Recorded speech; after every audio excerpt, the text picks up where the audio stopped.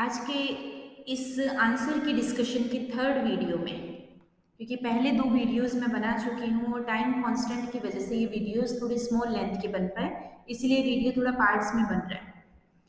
तो इसकी third video में हम डिस्कस करेंगे क्वेश्चन नंबर 100 से लेके 150 तक के क्वेश्चंस को।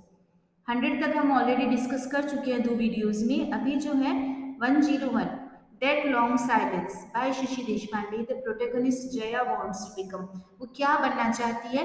वो बनना चाहती है एक राइटर, बट अपनी फैमिली कंडीशंस की वजह से शुरू में वो नहीं बन पाती, बट लेटर ऑन वो अपने साइलेंस को ब्रेक करती है। Then the novel talks about the plight of the indentured laborers, the गिरमिटिया। गिरमिटिया एक ट्राइब है और उसको जो है to use Gyanendra Pandey terminology. ठीक है, अमिताभ घोष ने एक नॉवेल लिखी है। वो नॉवेल कौन सी है? गिरमिटिया ट्राइब पर लिखी हुई वो नॉवेल है सी ऑफ पॉपेज। तो ये सी ऑफ पॉपेज अमिताभ घोष के आईपीएस ट्रायोलॉजी में भी आपने पढ़ा होगा, इंक्लूड हुई है। देन एस्था एंड राहिल, ये अरुंधति रॉय के कैरेक्टर्स हैं। कहाँ से? The God of Small things से। और उसके बाद वो उसने पोएम्स लिखी, वो फ्रीडम फाइटर थी, फादर ऑफ द डॉन, ये सबको पता है, ये थी Sarojini Naidu, none other than Sarojini Naidu. The fair breeze blew, the white foam flew, the furrow followed free. We were the first that ever burst into the silent sea. Rhyme of the ancient mariners की lines है, बहुत famous example है ये alliteration का। निसी magical ने mostly किसके बारे में लिखा? इंडियन कॉन्टेम्परेरी सीन्स के बारे में, मॉडर्न अर्बन लाइफ के बारे में, स्पिरिचुअल वैल्यूज के बारे में। It means all of the above. Then next पूछा गया है not true of the metaphysical poetry. क्या सच नहीं है? मेटाफिजिकल पोइट्री में कॉन्सेप्ट यूज की गई है, कॉलोक्वियल डिस्कशन होता है, आपस में बातचीत हो रही है, डिक्शन है सॉरी। देन फिलोसॉफिकल एक्सप्लोरेशन हुई है, लेकिन इसमें हेरोइक डीड्स नहीं होती है, ब्रेवरी की बातें नहीं है। Heart of Darkness Joseph Conrad का, वेस्टलैंड टी.एस. इलियट का, यूलिसिस जेम्स जॉयस का, in Station of the Metro Ezra Pound, ये सब किसके एग्जाम्पल है? ये सारे राइटर्स मॉडर्निस्ट राइटर है, तो ये मॉडर्न एज के एग्जाम्पल्स है। First ever writer in English language to win Sahitya Akademi award कौन सा? Indian poets. तो पोइट्स में जो है वो जयंत महापात्रा है।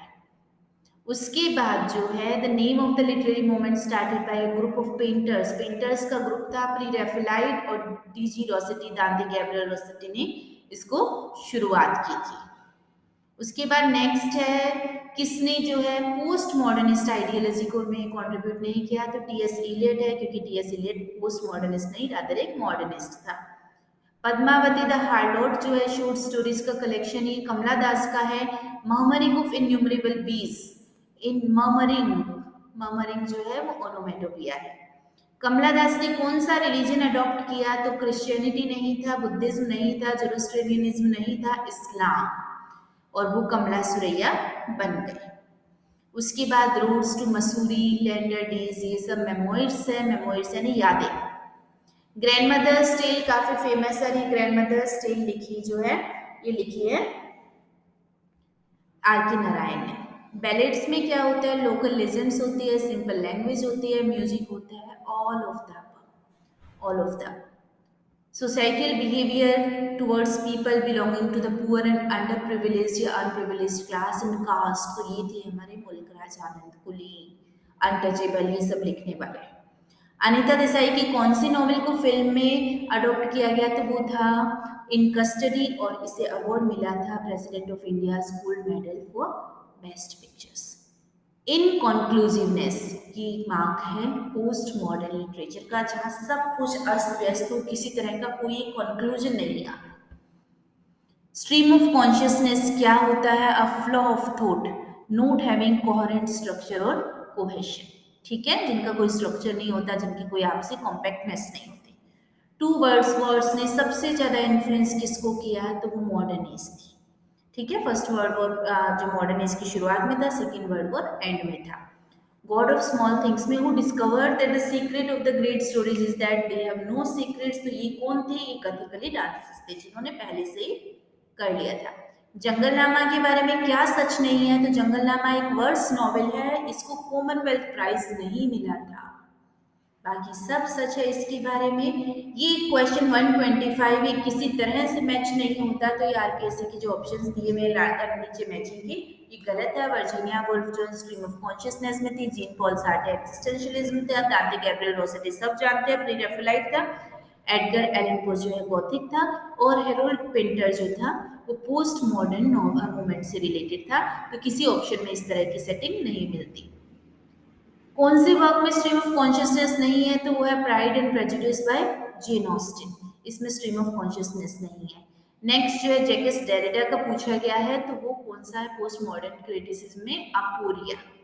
गॉथिक मूवमेंट हॉरर है, पैरानॉर्मल है, सुपरनेचुरल है, इन सब से रिलेट करते हैं। बोट राइड बहुत फेमस वर्क अरुण कोलाटकर का। स्ट्रॉफी, एंटी स्ट्रॉफी, इपोड, ये सब किसके पार्ट है? ओड के। कोरस का मूवमेंट जो होता है। टीचिंग ऑफ पोएट्री के बारे में क्या एप्लीकेबल नहीं है? The peculiar language features used in the poem should be discussed at length. Poem का जो है हम ग्रामेटिकल एनालिसिस नहीं करते।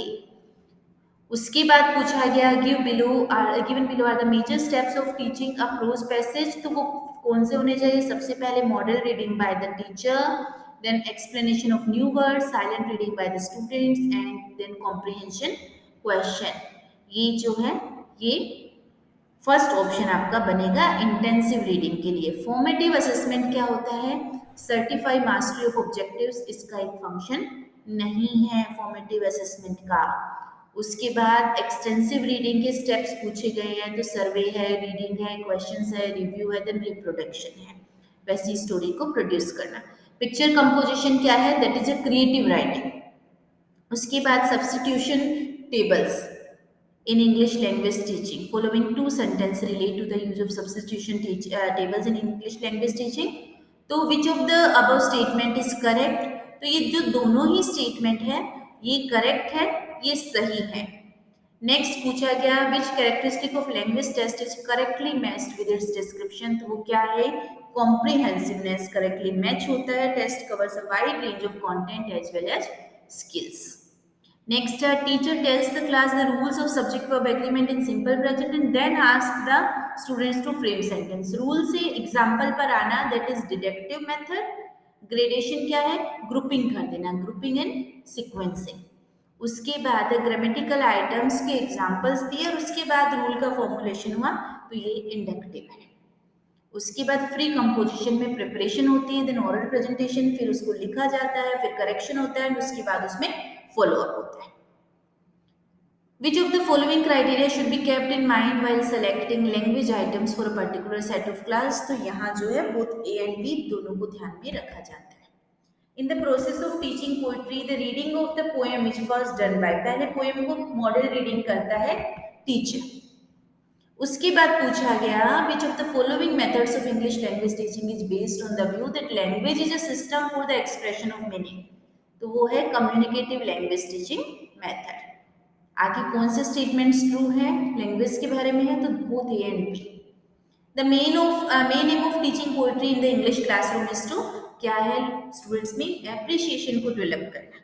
ठीक है, सबसे पहले उनका एस्थेटिक सेंस डेवलप करना, उनके पोएटिक एप्रिसिएशन को डेवलप करना है। Then which of the following is not a principle of teaching English as a second language? क्या नहीं है? Give priority to the written word, ये मेजर प्रिंसिपल नहीं है। In which language teaching method language errors are seen as a serious aberration which had to be removed? तो वो कौन सा मेथड है? Structural method. And second last है which of the following is an example of semantic grouping. Semantic grouping कहाँ देखने को मिलती है? Bicycle, rickshaw and car. उसके बाद है which of the following is not a criteria for selection of language items to be taught, तो वो कौन सा क्राइटेरिया नहीं है? कॉम्प्लेक्सिटी जो है वो क्राइटेरिया नहीं है। So friends, this is all about 150 question जो हमने डिस्कस किए। हर एफर्ट किया गया कि ये क्वेश्चन 100% आपको सही आंसर हम दे सके। अब इस बेसिस पर आप कैलकुलेशन कीजिए अपने स्कोर की, और इसके बाद जो है आरपीएससी की फाइनल आंसर की ये डिसाइड कर पाएगी कि आपका एक्चुअल स्कोर क्या रहता है। बट आई होप कि इस वीडियो से, इन तीनों वीडियो से आपको काफ़ी हेल्प मिलेगी और आप काफ़ी जो है सक्सेसफुल होगी अपना एक फेयर आइडिया लेने के लिए। एंड आई होप कि all of you get a very good score और आपका सिलेक्शन हो जाए। So all the best.